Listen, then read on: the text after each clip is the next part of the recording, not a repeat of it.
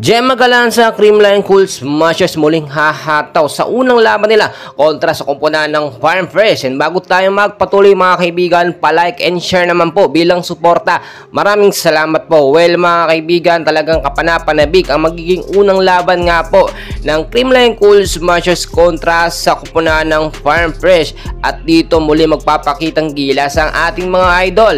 First 6 lineup ng Creamline Cool Smashers sigurado mabibigyan ng oras of playing time ang mga bench player ng CCS. Inaasahan din po natin na makakapaglaro itong kanilang dalawang bagong star player na galing sa Chocomucho. Walang iba kundi itong si Bedeleon at Denden Lazaro. At dahil nga po laban nila ito kontra sa Farm Fresh, ang aabangan naman natin sa Farm Fresh yung bagong player nila na galing din sa Chocomucho na si Caitlyn Biray, which is talagang gamit na gamit naman sa Chocomucho at maganda ang performance na pinapakita. So marami nagsasabi ipapasok din ba itong si Alyssa Valdez sa CCS sa unang laban nila. Well mga kaibigan, ayon na rin sa ating nakuhang source, hindi naman talaga laging ipinapasok sa unang laban ng CCS sa pagsimula ng conference si Alyssa Valdez, dahil nga po madalas inire-reserve siya sa mga matitindi at mabibigat na mga laban. Pero aasahan nyo na sa first 6 lineup ito sila Gemma Galanza, Tots, Carlos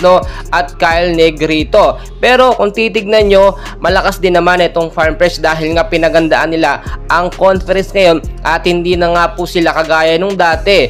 Pero ang CCS naman mas lalong lumakas na doble pa nga dahil nga po sa tuloy-tuloy at magandang sistema or bagong sistema ni Coach Sherwin Meneses. Inaasahan natin magkakaroon ng maayos na rotasyon ang mga player, kahit po marami loaded sa mga star player ng CCS, yan po nang babalitaan natin, talagang loaded sila. Si Coach Sherwin Meneses, ang ganda ng rotasyon ng mga player niya. Lahat po nabibigyan, meron pa nga tayong bagong player sa CCS, si Ditch Rodriguez, isang magaling na beach volleyball player, at talagang makikita nyo, ito yung sistema na hindi po makuha ng ibang mga team, yung sistema ng Creamline Cool Smashers na kahit loaded sila sa mga star player ay nakakapaglaro at nabibigyan sila ng pagkakataon. Well mga kaibigan, aasahan natin na unang laban ng Creamline at Farm Fresh ay aabangan ng mga fans. Napakaganda. Yung mga spikes na malalakas si Gemma Galanza, inaasahan po natin yan, sa mga fans ng Gemma.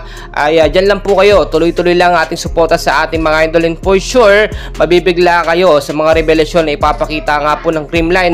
Yung mga player nila, inaasahan natin makakapaglaro, lalo na yung mga bagong recruit nila or mga bagong player na galing po sa ibang team. Well mga kaibigan, tuloy-tuloy lamang pong suporta, and please paki-like and share naman po para malaman din at ma-update ang ating mga kaibigan.